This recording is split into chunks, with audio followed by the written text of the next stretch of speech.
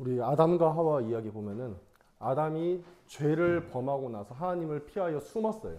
근데 숨고 죄를 짓고 숨자마자 바로 하나님께서 찾아오셨어요.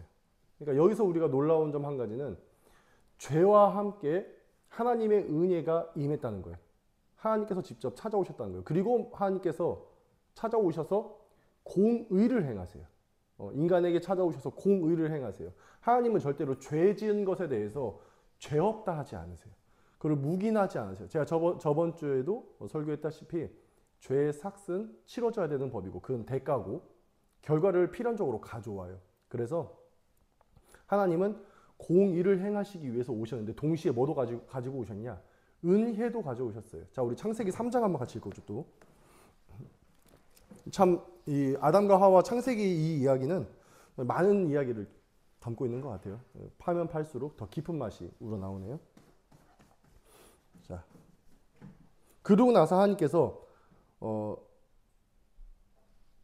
죄 지은 사람에게 남자는 밭을 갈면서 고생해야 되고 여자는 해산의 고통이 있을 것이고 땅은 저주를 받을 것이고 뱀도 배로 기어다니게 될 것이다. 이렇게 말씀하셔요. 이것은 하나님께서 그 대가를 치르게 하시는 거예요. 공의를 행하신 건데 공의만 있었냐? 아, 그렇지 않아요. 우리 3장 15절 한번 같이 읽어볼게요. 시작. 내가 너로 여자와 원수가 되게 하고 내 후손도 여자의 후손과 원수가 되게 하리니 여자의 후손은 내 머리를 상하게 할 것이요 너는 그의 발꿈치를 상하게 할 것이니라 하시고. 네, 뱀이 사람의 발꿈치를 뜯을 거예요. 잡을 거예요. 넘어지게 할 거예요. 앞서 나가지 못하게 걸림이 될 거예요. 뱀이 그렇게 할 건데, 근데 하나님은 네가 결국에는 승리할 것이다. 뱀이 비록 너를 방해하고 넘어지게 할지라도 내가 너와 함께하여서 내가 승리하게 할 것이다. 회복하게 할 것이다. 즉 이것은 하나님의 은혜예요. 사람이 죄를 범하고 그대로 냅두지 않으셨어요. 아, 너 죄 범했으니까 그냥 심판받아 마땅하고 너는 죽어야 마땅해.로 두시지 않으시고 회복을 약속하신 거예요. 그래서 그 회복, 이 예언은 여자의 후손, 이 예언은 정말 중복 예언이라고 하는데 우리가 예수님을 의미하기도 하고 그리고 이 시대에서는 즉시 이루어지기도 했어요. 아, 먼저 아벨의 이야기 또 볼게요. 한번 창세기 4장 보면은 4장 4절에 아벨은 자기도 양의 첫 새끼와 그 기름으로 드렸더니 여호와께서 아벨과 그의 제물은 받으셨으나 라고 나오죠. 그러니까 아담과 하와가 하나님과의 관계에 실패했어요. 불순종함으로써 하나님과의 관계가 단절됐어요. 하나님을 피했어요. 근데 그 후손 아벨을 통하여서 하나님께서 다시 또 그 예배를 받으셨어요. 아벨과 그의 양, 그의 소사는 받으셨더라 나와 있잖아요. 이것은 하나님께서 관계 회복의 문을 여신 거예요. 그죠? 다시 내가 너랑 교제할게. 내가 너로 다시 회복할게. 비록 아담과 하와는 실패했지만 아벨을 통해서 다시 내가 믿음의 자손으로 계속 그 후손을 이어갈 것이야 라고 말씀했어요. 그러니까 가인이 가만히 있지 않았어. 그 아벨을 죽였어요. 그리고 나서 절망에 빠져서 안 됐냐? 다시 또 하나님께서 이번에는 창세기 4장 25절 이하에 이렇게 나와 있어요. 아담이 다시 자기 아내와 동침하며 그가 아들을 낳아 그 이름을 셋이라 하였으니 이는 하나님이 내게 가인이 죽인 아벨 대신에 다른 씨를 주셨다. 그러니까 아벨 대신에 또 다른 씨를 다시 주신 거예요. 그리고 말하기를 셋 또 아들을 낳고 그의 이름을 에노스라 하였으며 그때의 사람들이 비로소 여호와의 이름을 불렀더라. 다시 하나님께서 다른 씨를 주셔가지고 여호와의 이름을 부르게 하신 거예요. 다시 하나님을 찾게 해주신 거예요. 이게 바로 하나님의 은혜의 회복이에요. 하나님께서 사람을 죄 가운데 던져서 회복하지 못하게 하신 것이 아니라 다시 그 후손을 통하여서 회복의 길을 열어주신다. 하나님께서 당신의 얼굴을 보여주셨다. 그래서 은혜는 죄와 동시에 하나님께서 우리에게 주셨다는 것. 공의도 주시지만은 은혜도 주셨다는 것을 여러분들이 먼저 알았으면 좋겠어요. 자, 오늘 또 말씀 보면은 자, 은혜가 어떻게 우리에게 먼저 오는지 그만 말씀을 통해서 알 수 있었죠. 자, 첫 번째, 은혜라는 것은 찾아오심이에요. 하나님께서 아담에게 찾아오신 것처럼, 그리고 아벨과 셋의 씨를 주신 것처럼 하나님께서 항상 먼저 우리를 먼저 찾아오셔서 은혜를 주세요. 이제 제가 이런 설교를 또 준비하다 보면은 찾아오신다는 것, 그러면은 찾아오지 않는 것에 대해서 우리는 또 질문할 수 있어요. 그럼 찾아오지 않는 사람들은 어떻게 되는 건가요? 그러면 예수님을 알지 못하는 사람은 어떻게 되는 건가요? 하나님께 계시받지 못함, 즉 셋이나 아벨이나 아담이 아닌 사람은 어떻게 되는 것이에요? 라고 우리 궁금할 수 있잖아. 제가 저번에도 이 설교 한번 했었는데, 자, 이 하나님의 이 찾아오심은 모든 인류에게 적용이 돼요. 죄에 빠진 모든 인류에게 하나님은 항상 찾아가세요. 자, 그러면은 하나님을 알지 못하는 사람, 하나님을 알지 못하는 사람에게 하나님이 어떻게 찾아가실까요? 하나만. 하나님을 알지 못하는 사람에게 하나님이 어떻게 찾아가셔? 하나님을 알지 못하는데 하나님께서 찾아오셨다는 그 증거가 어디 있어? 성활. 만약에 하나님께서 찾아오셔서 그 은혜를 베풀어 주신단 말이야. 그치? 근데 모든 인류, 모든 인간 죄 안에 있어. 그러면은 하나님을 알지 못하는 저기 오지에 있는 불교 신자가 또 있을 거 아니야.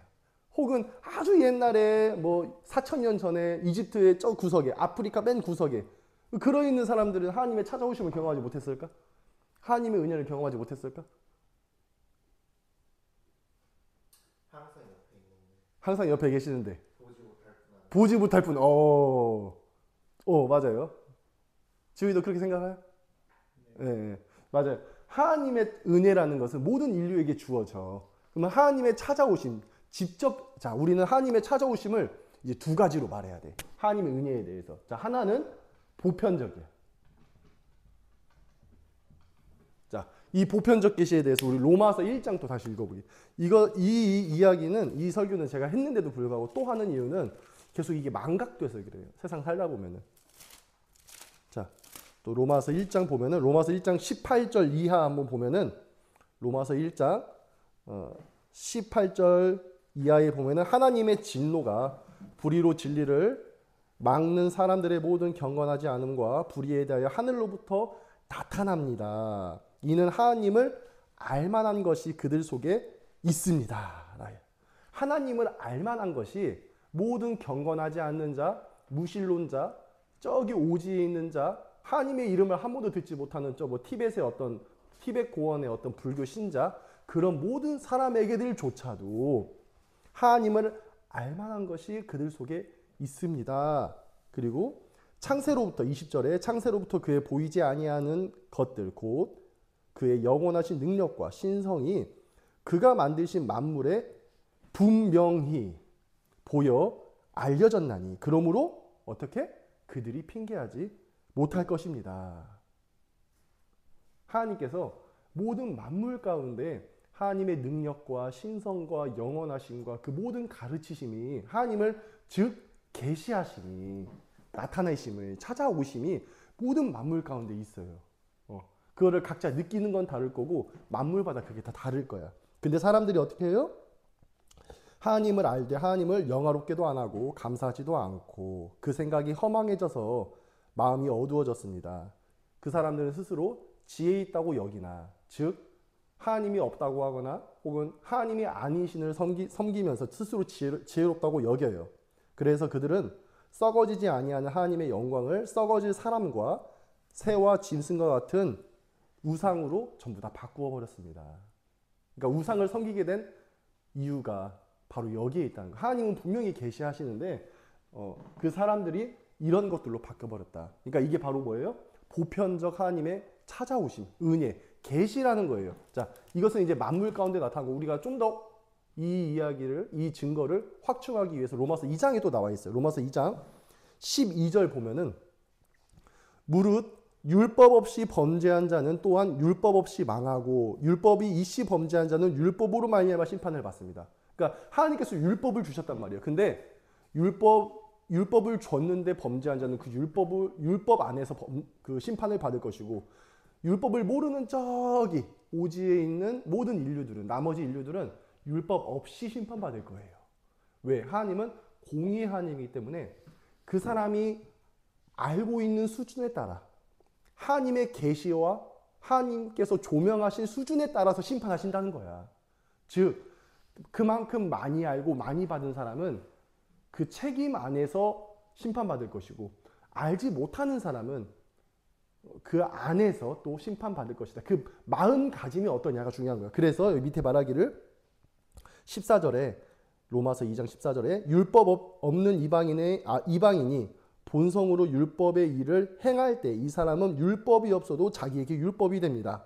이런 이들은 그 양심이 증거가 되어서 그 사람들이 서로, 그 생각들이 서로 고발하고 변명하면서 그 마음에 새긴 율법의 행위를 나타냅니다. 그리고 16절에 나의 복음에 이른 바와 같이 하나님이 예수 그리스도로 말미암아 사람들의 은밀한 것을 심판하실 것입니다. 라고 해요. 그러니까 은밀한 것.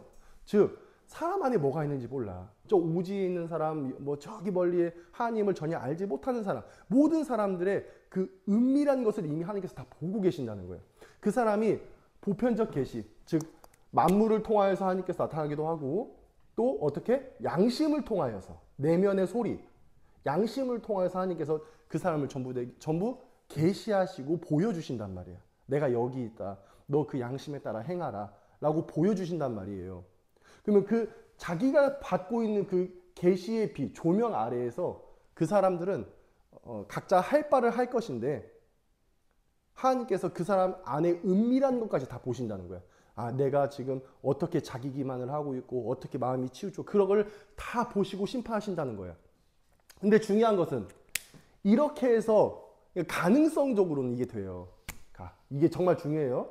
자, 가능성적으로는 이런 어떤 보편적 계시, 만물과 양심을 통해서 하나님을 더듬어 찾아가면서 하나님이 여기 계시는구나 하면서 가능성적으로는 사람이 그 죄를 안 짓고 구원에 이를 수 있어. 그건 가능성적으로예요. 근데 그 가능성을 돌파한 사람이 한 명도 없다는 게 팩트야. 그 가능성에 가장 가까이 간 사람이 아담이었고, 나머지는 그 가능성을 뚫을 수가 없어요. 그러니까 이론적으로는 가능해. 인간이 죄를 안 지으면 구원 얻을 수 있잖아요. 인간이 죄를 안 지었는데 어떻게 하나님께서 심판하시죠? 아, 그거 맞아요. 인간이 죄를 안 지으면 하나님은 심판할 그 건덕지가 없어. 거리가 없어. 왜? 죄를 안 지었는데 어떻게 하나님께서 네가 죄인이라고 낙인 찍을 수 있겠어? 가능성적으로는 인간이 죄를 안 지으면 구원에 이를 수 있어요. 근데 그 가능성을 돌파한 인간이 한 명도 없다. 라는 것이 팩트예요. 그 가능성을 돌파할 수 없어. 이론으로는 가능한데 이게 안 돼요. 그래서 어떻게 되냐? 자, 이게 이제 중요해요. 자, 특별 계시라는 게 있어요. 그러면 제가 보편적 계시를 말했지만 또 여기 이제 특별 계시라는 게 있어요. 이 특별 계시는 뭐냐면 하나님께서 직접적으로 자기를 계시하신 사건이에요. 이집트에 10가지 재앙이 될 수도 있고, 혹은 바알의 선지자들을 한순간에 엘리야가 싸워가지고 바알의 선지자들 한순간에 그렇게 죽이는 사건도 있을 수 있고, 뭐 18만 5천 명의 아수르 군대를 심판하신 경우도 있고, 그 외에 수많은 어떤 기적들을 행하면서 하나님께서 내가 이런 하나님이라는 것을 보여주신 사건들이 있어. 이게 바로 특별 계시, 그 누군가의 직접적으로 보여주신 계시예요. 그리고 이 특별 계시의 가장 절정은 뭐냐? 예수님이라는 거예요. 예수님이 직접 찾아오셔가지고 모든 기적을 행하시고 당신이 하나님이시라는 걸 보여줄 뿐만 아니라 내가 너의 죄를 대속했다는 것까지 보여주시는 거예요. 이게 바로 특별 계시예요. 그리고 이 예수님을 본 사람뿐만 아니라 이 예수님에 대한 복음을 들은 사람까지도 특별 계시 안에 속하는 거예요. 이 사람들은 예수 그리스도에 대한 복음을 듣지 못하고 더듬어서 알게 되는 거야. 아, 뭐 이렇게 만물을 통하여서 소크라테스도 그랬잖아요. 뭐 그런 공자도 그런 류에 속할 수도 있고, 어쨌든 더듬어서 알게 되는 거야. 하나님이 계시고, 하늘께서 심판하시고, 이런 거를 다 적어놓은 게 노노고 맹자고 막 그런 책들이에요. 성리학도 이제 그런 류의 책일 것이고. 근데 이것은 하나님에 대해서 직접적으로 알 수가 없어. 힘들어. 가능성으로는 열려 있었지만은 그걸 돌파한 인간이 없는 거야. 이제 여기서 이제 특별 계시가 주어진 거야. 내가 직접 여기 있고 내가 너의 죄를 대속하고 내가 너의 죄를 책임졌다라는 이 특별 계시가 예수님을 통해서 나타나고, 그리고 복음을 통해서 지금 우리에게 주어지고 있는 거예요. 그래서 지금 이 자리에 있는 여러분들, 예수님에 대한 복음을 듣고 있는 여러분들은 뭐에 속해? 뭐에 속해? 1번에 속해, 2번에 속해? 2번에 속해요. 여러분들은 예수님의 복음을 듣고 있는 거예요. 이게 얼마나 큰 은혜인지 몰라. 이 복음을 듣는다는 것, 예수님에 대한 소식을 듣는다는 것, 하나님께서 이 땅 가운데 오셨다는 것, 나를 위해 죽으셨다는 이 은혜를 듣는다는 것은, 이 소식을 듣는다는 것은요, 엄청나게 특별한 거예요. 성령께서 일하지 않으시면은 들을 수가 없어요. 여러분 놀라겠지만은 우리나라 대한민국 땅덩어리에도 저기 오지에 있는 분들, 막 그런 분들은 예수님의 이름을 들어본 적 없는 사람도 있어요. 어떤 목사님이 그러시더라고. 이번에 저기 산골짜기에서 사역하시는 목사님인데 예수 이름을 정했는데 예수에 대해서 처음 들어봤다는 거예요. 어떤 할머니께서. 그런 분도 계세요. 이것은 무시 특별하고 어떤 하나님의 은혜 위의 은혜예요. 예수님의 복음을 듣는다는 것은 이것도 은혜야. 여러분, 이런 보편적 만물 가운데 양심 가운데 하나님께서 계시하는 것도 은혜야. 열어주신 거니까. 근데 예수님에 대한 복음을 듣는다는 것은 은혜 위의 은혜예요. 자, 요한복음 1장 16절 한번 읽어볼까요? 자, 우리 한번 하민이가 한번 읽어봐요.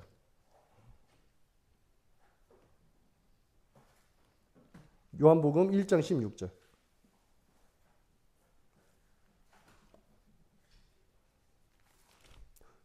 하민이 찾았어? 찾고 있어. 오케이. 1장. 요한복음 1장 16절. 우리가 다 그의 충만한 데서 받으니 뭐에 위에 뭐에? 은혜 위에 은혜로라. 그러니까 이것도 은혜야. 이것도 은혜인데 하나님께서 율법 주신 것도 은혜야. 우리에게 생명을 주시고 삶을 주셔서 이렇게 이런 것들을 전부 다 조명해 주시고 계시해 주시고 그 빛 아래 있게 해준 것도 은혜야. 근데 그 은혜 위에 은혜가 있어. 은혜 위에 은혜가 더 쌓여진다는 거야. 은혜 중에서도 가장 최상급의 은혜가 있다는 거. 그게 뭐예요? 예수님에 대한 복음인 거예요. 그 은혜와 진리의 풍성함 우리가 듣는다는 것. 이게 바로 은혜 중에 은혜예요. 우리는 여기서 그렇게 생각할 필요 없어. 아, 저 사람들은 그러면 어떻게 해요? 막 이런 말 하지 마요. 오히려 은혜 위에 은혜에 주시는 하나님께 감사해야 돼. 자, 여기서 두 번째가 나와요.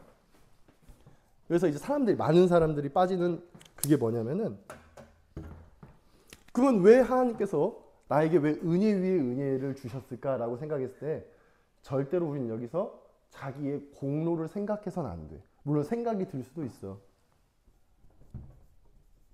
공로라는 게 있어. 내가 저 사람보다 착해서 그럴 거야. 아, 내가 뭔가 잘해서 그러겠지. 아, 우리 아버지 어머니가 뭐 이래서 저랬겠지, 저래서 저랬겠지. 그렇게 말할 수는 있어요. 아, 나는 저 사람과 달라. 아유, 쟤는 죄인이고, 짠 예수님도 모르고, 아, 나는 특별해. 라는 그런 공로주의에 빠질 수 있어. 근데 오히려 하나님께서 찾아오신 것이 그 생각을 넘어서서 오히려 내가 죄인인 것만 더 발견될 때 은혜 위에 은혜가 되는 거예요. 하나님 앞에 내가 뭘 잘했지라고 생각하는 순간 아무것도 잘하는 게 없게 돼. 그냥 나한테 있는 것은 죄들과 가난함과 부질없음과 수많은 사악한 것들만 발견돼. 그래서 그것은 내 공로가 아닌 것이라는 것을 명확하게 인식되는 순간 그것은 뭐가 되냐? 선물이 되는 거예요, 이제. 우리가 하나님께서 주신 이 특별 계시가 있어요. 이 특별 계시, 그 예수 그리스도의 복음을 들었을 때 그것은 우리를 살리는 복음이에요. 그것을 믿기만 하면은 구원받을 수 있어. 근데 자, 믿기만 하는 사람이 있을까 없을까? 지훈아. 그래서 중요한 것은 하나님의 은혜가 주어졌어. 복음이 주어졌는데 이것을 받아들이는 사람이 있고 믿음으로 받지 않는 사람이 있어. 불신하는 사람이 있어. 그죠? 여러분도 알잖아요. 하나님께서 복음을 전해줬는데 믿는 사람이 있고 믿지 않는 사람이 있어. 자, 그러면은 우리 이번에 속한 이제 이번 단계에 온 우린 이것을 믿는 친구들이 있을 것이고 믿었다고 생각하는 사람이 있을 거야. 그렇죠? 그러면 우리는 그때 뭘 생각하냐면은 이 믿음조차도 공로가 된다고 생각을 해. 나는 믿었지만 넌 믿지 않았어 라는 믿음의 공로를 말하게 돼. 근데 여기서 믿음은 공로가 될 수 없다는 것을 말해야 돼. 자, 예를 들어서 지금 지훈이가 물에 빠졌어. 자, 바다에 빠져가지고 막 그 계곡에서 막 허우적거리고 있어. 내가 그래서 지훈이한테 가가지고 지훈이한테 손을 잡아줬어. 야, 지훈아, 내 손 잡아. 라고 말을 해. 그래서 지훈이가 내 손을 잡아가지고 지훈이가 물에서 건져낸 바 돼가지고 살았어. 죽음 가운데서 살아났어. 근데 그러면 여기서 지훈이의 공로가 있어, 없어? 그러면 지훈이가 내가 지훈이를 물에서 건져서 살렸어. 근데 지훈이가 자기 공로를 주장하는 거야. 아니, 제가 전도사님 손 잡아줬잖아요. 제가 전도사님의 그 도와주는 손길을 잡았잖아요. 제가 그거 믿고 잡았잖아. 전도사님이 나를 다시 빠뜨리면 어쩌려고? 어? 아니면 전도사님이 같이 빠지면 어쩌려고? 뭐 그렇게 말하면서 제가 전도사님 손 잡아서 제가 믿어가지고 제가 잡아가지고 제가 구원받았잖아요. 제가 잘한 거예요 라고 말할 수 있을까 없을까? 없어. 오히려 반대로 내가 지훈이를 구하기 위해서 육지에서 물속에 빠진 지훈이한테 손을 내밀었을 때 만약에 지훈이가 그걸 거절한다? 오히려 그거야말로 심판의 가장 확증일 뿐이에요. 심판의 확증일 뿐이에요. 스스로 죽음을 선택하는 것에 대한 결과예요. 이거랑 똑같이 예수님도 우리를 살리기 위해서 왔어. 내가 너 대신 죽을게 라고 오셨단 말이야. 근데 그래요. 너무 고마워요. 예수님 손 붙잡을게요. 라고 그거를 너무 그냥 감사함으로 나를 지옥에서 건져주신 그 사랑이 너무 감사해서 내가 죄 때문에 죽게 생겼어 지금. 나 이제 지옥 가야 돼. 도저히 여기서 벗어날 수가 없어. 이 죄에서 벗어날 수가 없어. 이 원죄 아래에서 벗어날 수가 없어. 근데 예수님께서 오셔가지고 내가 널 대신 죽을게. 네가 받을 형벌 내가 대신 받을게. 라고 했을 때 그 감격함과 그 감사와 그 은혜에 대해서 은혜 위에 은혜에 대해서 어떤 반응을 해야겠어요? 그냥 너무 그냥 감사할 뿐이야. 그 은혜가 믿고 받아들일 뿐이야. 그게 우리의 마땅한 반응이에요. 그냥 마땅한 반응. 네가 죽을 때 내 손 붙잡고 살아난 것처럼 그냥 인간의 마땅한 반응이야. 근데 그걸 받지 않는다? 스스로 자멸하는 거예요. 그냥. 그러니까 이 믿음이라는 것은 예수님의 은혜와 복음에 대해서 당연히 나와야 될 반응일 뿐이라고. 살기 위한 인간은 그냥 당연히 나와야 반응인 거지 이게 공로는 아니에요. 근데 당연히 나와야 될 반응하지 않는 사람들, 이 사람들은 스스로 그냥 하나님을 대적하는 것뿐이고, 아, 나 당신 손 안 잡아. 당신이 나 당신이 나 살려준다고? 아, 나 당신 싫어. 아, 당신 너무 미워. 그냥 나 죽을래. 당신 손 잡을 바에는, 당신 믿어서 살 바에는 그냥 나 죽으련다. 나 그냥 지옥 가련다. 형벌 받으련다. 라는 강팍함과 교만에 불과해요. 이 불신이라는 것은. 그렇기 때문에 예수 그리스도에 대한 이 복음에 대한 거부는 오히려 심판을 스스로 자초한 일이고, 믿음은 당연한 반응이다. 그래서 믿음은 공로가 없다. 근데 놀랍게도 우리는 죄인이에요. 다시 한번 말하지만 우리는 죄에 너무 깊숙이 빠져가지고 이제 이 믿음조차도 스스로 내릴 수 없는 지경에 이르렀어요. 이 믿음조차도 우리를 살리기 위해 오셨는데 이걸 이제 믿는 사람도 없어. 야, 스스로 다 죽겠대. 하나님께서 가만히 계세요? 야, 내가 너 구하고 싶은데 너 왜 자꾸 날 거부하냐? 내가 너한테 은혜를 베푸는데 너 왜 자꾸 내 말을 경청하지 않냐? 이제 하나님께서 어떻게 하시냐? 자, 우리 에베소서 2장 8절 읽어볼게요. 아까 우리 읽었던 본문 있죠? 에베소서 2장 8절 한번 같이 읽어볼게요. 시작. 너희는 그 은혜에 의하여 믿음으로 말미암아 구원을 받았으니 이것은 너희의 부유한 것이 아니요 하나님의 선물이라. 자, 은혜에 의해서 믿음으로 구원받았어요. 그렇죠? 근데 이것이 누구로부터 왔다고? 하나님의 선물이다 라고 말해요. 이제는 잘 봐요. 이제는 믿음조차도 제가 믿었잖아요. 제가 수용했다고 말할 수 없는 지경까지 이르게 됐어요. 그 누구도 이제 믿는 것도 못해. 그래서 어떻게 하냐? 믿음조차도 하나님께서 선물로 주시는 거야. 믿을 만한 증거를 계속 주는 거야, 이제. 네가 불신하고 있니? 네가 이것 때문에 날 못 믿니? 네가 지금 이것 때문에 거치고 있니? 거치니? 네가 지금 이것 때문에 나한테 오지 못하니? 그래, 내가 다 걷어줄게. 내가 너 믿을 만한 증거 더 많이 줄게. 이제 믿음조차도 하나님께서 선물로 주시는 거예요. 믿을 수 있게끔 하나님께서 증거도 주시고 그 마음 가운데 경험도 주시고 체험도 주시는 거예요. 이제는 믿음조차도 하나님의 선물로 주어지는 거예요. 이제 믿음, 이제 우리가 그 은혜를 믿음으로 말미암아 구원을 얻는 것인데, 그 믿음도 믿지 못하는 사람들을 위해서 하나님께서 믿음조차도 선물로 주시는 거예요. 도대체 그러면은 여러분, 하나님의 은혜가 도대체 어디서부터 어디까지 있는 거야? 그죠? 하나님의 은혜는 정말 끝도 없는 거예요. 그래서 우리는 구원에 있어서 이제는 믿음조차도 내가 하나님을 믿었다고 말할 수 없는 수준에 이르기까지 돼요.